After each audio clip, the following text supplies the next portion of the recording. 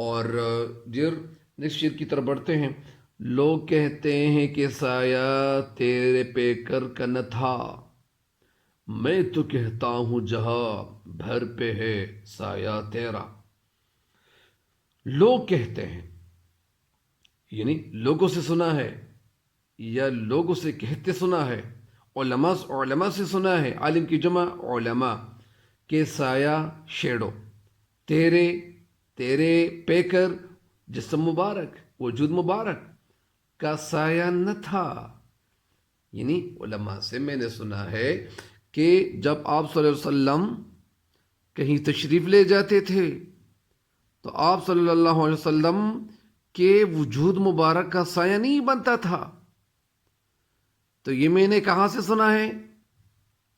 علماء سے سنا ہے. لیکن شاعر کہتے ہیں کہ میں تو کہتا ہوں، یعنی میں کہتا ہوں جہاں بھر پہ ہے سایہ تیرا. سایہ کا کیا مطلب ہے یہاں پہ؟ سایہ کا یہاں پہ مطلب کیا ہے؟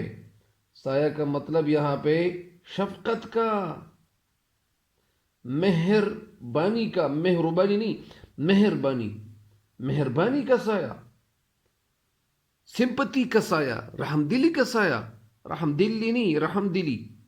تو میں تو کہتا ہوں جہاں بھر پہ ہے سایہ تیرا. کیا یہ سایہ نہیں ہے کہ آپ صلی اللہ علیہ وسلم نے جتنی کوششیں کی تھیں، جتنی سعی کی تھی، جتنے جو تھے انہوں نے یعنی ادھر ادھر دوڑ دھوپ کی تھی، بہت زیادہ انہوں نے تکالیف اٹھائے تھے اور لوگ ان کو تکالیف دیتے تھے. کبھی ان کے کندھوں مبارک پہ وہ اجڑی ڈالی جاتی تھی. اجڑی تو آپ جانتے ہوں گے کہ اجڑی کسے کہتے ہیں، پشت میں اس کو یعنی کچھ اور کہتے ہیں. تو میں تو کہتا ہوں، شاعر کہتے ہیں کہ میں تو کہتا ہوں جہاں بھر پہ، جہاں بھر پہ یعنی سارے جہاں پہ آپ صلی اللہ علیہ وسلم کی شفقت کا سایہ ہے. آپ صلی اللہ علیہ وسلم یعنی اس سے آپ پتہ چلا سکتے ہو کہ جب آپ صلی اللہ علیہ وسلم وہ جو اسرائیل السلام نے پہلے ان سے اجازت لی تھی، علماء سے میں نے سنا ہے اجازت لی تھی کہ کیا میں اندر آ جا سکتا ہوں، اندر میں آ سکتا ہوں. تو پھر اجازت مل جاتی ہے اور پھر آپ صلی اللہ علیہ وسلم کو مخاطب ہوتا ہے اور کہتے ہیں کہ اللہ تعالیٰ نے مجھے بھیجا ہے. تو اس وقت علماء کہتے ہیں کہ آپ صلی اللہ علیہ وسلم فرماتے ہیں کہ میری امت کا کیا ہوگا، میری امت میری امت میری امت کا کیا ہوگا. تو یعنی آپ صلی اللہ علیہ وسلم نے اپنی امت کو ہر جگہ اپنے سامنے رکھا. آپ صلی اللہ علیہ وسلم کو اپنی امت سے جو محبت تھی تو وہ لفظوں میں بیان کرنا یہ ہمارا کام نہیں ہے. علماء بھی تھک جائیں گے کیونکہ آپ صلی اللہ علیہ وسلم کی جو محبت تھی اس امت کے ساتھ تو بے انتہا محبت تھی. تو اس لیے شعر کہتے ہیں کہ لوگ کہتے ہیں کہ سایہ تیرے پہ کر کا تیری جسم مبارک کا سایہ نہیں بنتا تھا. جب آپ صلی اللہ علیہ وسلم کسی جگہ تشریف لے جاتے تھے تو آپ صلی اللہ علیہ وسلم کے وجود مبارک کا سایہ نہیں بنتا تھا. یعنی شاعر جو ہے اس شعر میں ایک خاص نقطے کی طرف، نقطہ نہیں، نون قاف توی والا نقطہ نہیں، یہ ہائے مختفی والا نقطہ نہیں، یہ نقطہ نون کاف تے. تو یہ جو ہے نقطہ کے معنی اہم بات، اور نقطہ کی جو جمع ہے وہ نکات ہے، نکات نہیں ہے. تو شعر کہتے ہیں اس میں شاعری نے ایک اہم نقطے کی طرف اشارہ کرتے ہیں، اور نقطہ وہ کیا ہے؟ وہ یہ ہے کہ کائنات میں آپ صلی اللہ علیہ وسلم کی جو ذات تھی، آپ صلی اللہ علیہ وسلم کی جو ذات مبارک تھی تو وہ کیا تھی؟ یعنی اس کی ذات ازل سے موجود تھی.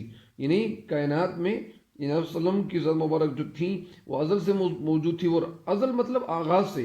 اور آج جو ہر طرف امن، سکون اور ترقی موجود ہے، آج جو ہر مسلمان جو مسلمان کا بھائی ہے تو وہ آپ صلی اللہ علیہ وسلم یعنی جب یہ ظاہری بات ہے کہ آپ نے پڑھا ہوا ہوگا کہ آپ صلی اللہ علیہ وسلم نے جب تشریف نہیں لائی تھی اس دنیا میں تو پورے عرب میں کبھی کس بات پہ جھگڑا، کبھی کس بات پہ جھگڑا. سارے لوگ جو تھے وہ دشمنیاں اور دشمنیوں میں پھنس چکے تھے، اور ہر طرف تاریکی ہی تاریکی تھی، تاریکیاں وہ چھائی ہوئی تھی، کفر کے اندھیرے چھائے ہوئے تھے، اور سارے لوگ جو تھے وہ ایک دوسرے کو مارتے تھے، قتل کرتے تھے، قتل و قتال جاری تھا. لیکن جب اس ماحول میں ہمارے پیارے نبی صلی اللہ علیہ وسلم تشریف لاتے ہیں تو آپ صلی اللہ علیہ وسلم ان کے دلوں پہ جب محنت کرنا شروع کرتے ہیں تو وہ سارے لوگ جتنے بھی تھے وہ بھائی بھائی بن جاتے ہیں. سب سے پہلے تو یہ وہ بھائی تھے، وہ سب سے پہلے تو وہ جانی دشمن تھے. جب وہ کسی دریا پہ یا جب کہیں کہیں پانی پینے پلانے پہ جھگڑا، کہیں گھوڑا آگے بڑھانے پہ جھگڑا، جب وہ پانی پلاتے تھے گھوڑوں کو یا اونٹوں کو تو وہ جب ایک دوسرے سے وہ بازی لینے کی کوشش کرتے تھے، ایک دوسرے سے وہ جو گھوڑے یا اونٹ وہ آگے بڑھانے پہ جھگڑتے تھے، لڑائیاں کرتے تھے. لیکن جب آپ صلی اللہ علیہ وسلم نے ان کے دل پہ محنت کی تو اللہ کا فضل ان پہ ہو گیا. ان کے جو دل تھے وہ پھیر گئے، ان کے دلوں کے اندر نور آ گیا، روشنی آ گئی، ایمان کی روشنی آ گئی. تو پھر وہ جو سب سے پہلے تو وہ کافر تھے، وہ بہت یعنی ایک دوسرے کے لیے جانی دشمن تھے. لیکن جب آپ صلی اللہ علیہ وسلم نے ان کو دعوت دی اور تبلیغ کا کام شروع کیا تو پھر وہ سارے لوگ جتنے بھی تھے وہ مسلمان ہو گئے، وہ بھائی بھائی بن گئے، اور ایسے بھائی بن گئے کہ پھر وہ انصار کا جو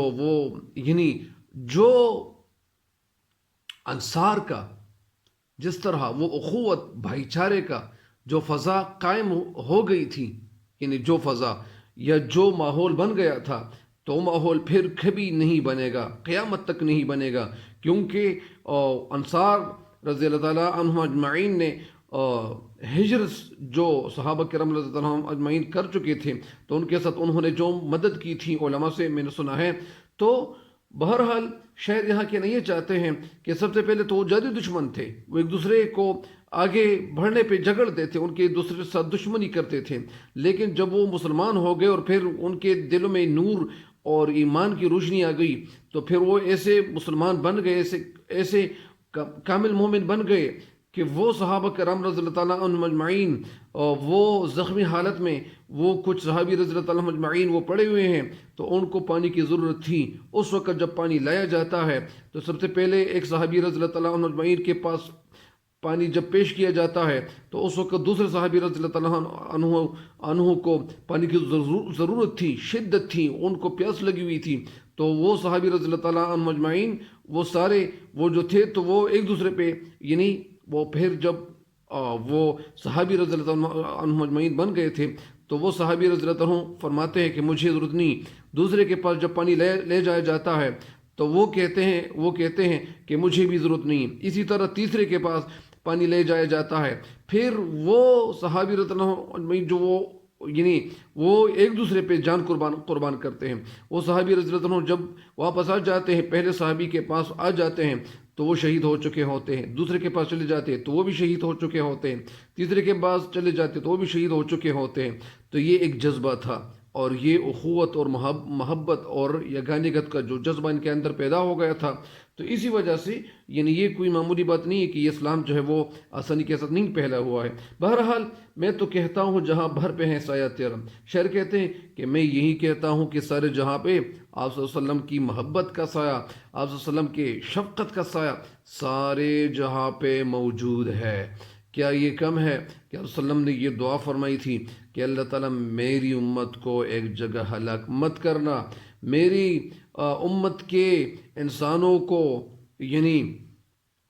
ان کو بندر نہ بنا دینا، ان کی جو شکلیں ہیں ان کو مسخ نہ کر دینا اور ان کو ایک جگہ ہلاک نہ کرنا. یہ انہوں نے ہمارے لیے دعائیں کی تھی، دعائیں فرمائی تھی. تو شاعر کہتے ہیں کہ کیا یہ دعائیں نہیں ہیں کہ ہم لوگ جو ہے وہ ایک جگہ ہلاک نہیں ہو رہے. تو یہی کہتے ہیں کہ میں تو کہتا ہوں جہاں برف ہے سایہ تیرا. شعر کہتے ہیں کہ میں تو کہتا ہوں کہ سارے جہاں پہ تیرے شفقت کا، تیری مہربانی کا سایہ ہے. کیونکہ وہ جو سایہ تو نہیں بنتا تھا، لیکن شعر کہتے ہیں کہ یہ سایہ جو ہے وہ کیا ہے، شفقت کا سایہ سارے جہاں پہ موجود ہے. تو یہ ڈیئر اسٹوڈنٹس، یہ 3 اشعار کی جو تشریح تھی وہ تو مکمل ہو گئی ہے. نیکسٹ شعر کی طرف بڑھتے ہیں. شعر نمبر 4 ہے کہ دستگیری، دستگیری نہیں، دستگیری، دست کے معنی ہاتھ، گیر مدد کرنے والا ہاتھ. میری تنہائی میں when I was alone، جب میں تنہا تھا، تو نے ہی تو کی، میں تو مر جاتا اگر ساتھ نہ ہوتا تیرا. شاعر کہنا کیا چاہتے ہیں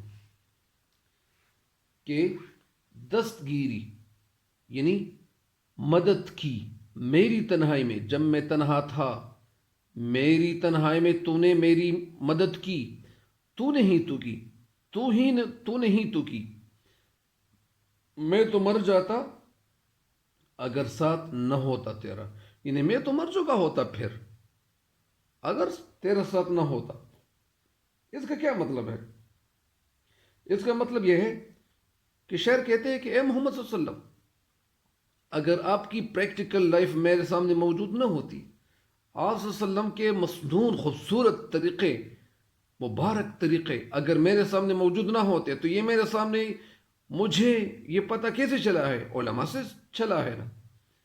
تو یہ جو احادیث کی جو کتابیں ہیں، جو پریکٹیکل لائف آپ صلی اللہ علیہ وسلم کی ہے، تو یہ جو ہے میرے لیے کیا ہے؟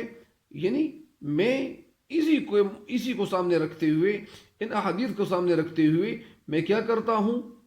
میں زندگی گزارتا ہوں. میں تنہا نہیں ہوں، کیونکہ مجھے جو بھی ضرورت پڑتی ہے، میں جب بھی کسی مصیبت میں پھنس جاتا ہوں، میں جب بھی کسی تکلیف میں پھنس جاتا ہوں، تو میں اس وقت کیا کرتا ہوں؟ اس وقت مجھے تو آپ صلی اللہ علیہ وسلم کے حدیث پہنچے ہوئے ہیں.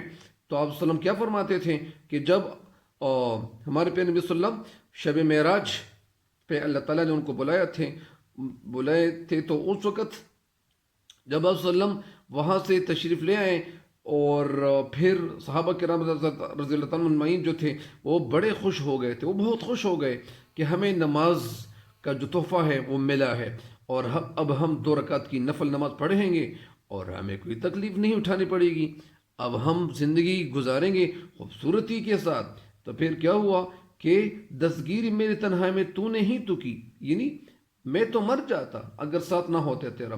اگر تیری یہ جو مصنون طریقے ہیں، یہ احادیث، یہ خوبصورت زندگی میرے سامنے موجود نہ ہوتی، اور یہ احادیث میرے سامنے موجود نہ ہوتے، تو میں تو تباہ ہو جاتا، میں تو تباہ ہو چکا ہوتا، میں تو مر چکا ہوتا. یہ کیا ہے؟ میرے سامنے جو احادیث ہے، میں نے علماء سے سنا ہے کہ یہ 2 رکعت نفل نماز پڑھے تو آپ کی یہ حاجت پوری ہو جائے گی. پھر نماز اس طرح پڑھے، اس کے نماز پڑھنے کے بعد اس طرح وظائف پڑھے، کیونکہ ہمارے پیارے نبی صلی اللہ علیہ وسلم اس طرح نوافل پڑھتے تھے، پھر وظائف کرتے تھے، فرماتے تھے. تو اسی طرح یہ سارے جو طریقے ہیں تو یہ میرے سامنے موجود ہے. اگر یہ طریقے میرے ساتھ موجود نہ ہوتے، آپ صلی اللہ علیہ وسلم اگر زندگی آپ صلی اللہ علیہ وسلم کی زندگی میرے ساتھ موجود نہ ہوتی، میرے سامنے موجود نہ ہوتی، تو میں تو کسی اور راستے پہ چل چکا ہوتا، میں تو پھر مر چکا ہوتا. مجھے تو مر چکا ہوتا مطلب یعنی مجھے ناکامی اٹھانی پڑتی، میں تو پھر ناکام ہو جاتا، ناکام ہو چکا ہوتا اگر تیرے یہ احادیث، تیری یہ خوبصورت زندگی، تیری یہ مبارک زندگی میرے ساتھ تو موجود نہ ہوتی. تو اس کا کیا مطلب ہے؟ شاعر اس شعر میں کہتے ہیں کہ اے محمد صلی اللہ علیہ وسلم، جب میں تنہا تھا، میں دنیا میں، یعنی یہ اس میں بہت خوبصورت بات کہتے ہیں شاعر کہ آپ صلی اللہ علیہ وسلم کی اگر مبارک زندگی میرے ساتھ موجود نہ ہوتی، آپ صلی اللہ علیہ وسلم کے احادیث میرے ساتھ موجود نہ ہوتے، تو میں تو مر چکا ہوتا، میں تو ناکام ہو جاتا، اور پھر مجھے ناکامی اٹھانی پڑتی. اور مجھے کیونکہ جب کوئی سہارا نہ ہو تو پھر تو انسان جب بے سہارا ہوتا تو میں پھر پتہ نہیں میں کیا ہو جاتا. لیکن یہ سہارا جو تھا وہ مجھے جو سہارا دیا، مجھے جو میرے ساتھ جو مدد کی گئی، تو وہ آپ صلی اللہ علیہ وسلم کی مبارک زندگی تھی. اسی مبارک زندگی کو سامنے رکھتے ہوئے، کیونکہ صحابہ کرام رضی اللہ عنہ اجمعین کی جو خوبصورت زندگی کی مثالیں ہیں وہ بھی میرے سامنے موجود ہے کہ آپ صلی اللہ علیہ وسلم کے جو صحابہ کرام رضی اللہ عنہ اجمعین وہ بھی سختی کے وقت، مصیبت کے وقت یہ نفل نماز پڑھتے تھے، یہ وظائف فرماتے تھے، یہ کرتے تھے، وہ بہت ساری خوبصورت جو باتیں ہیں تو میرے سامنے موجود ہے، اور میں انہی باتوں پر عمل پیرا ہو جاتا ہوں، عمل کرتا ہوں.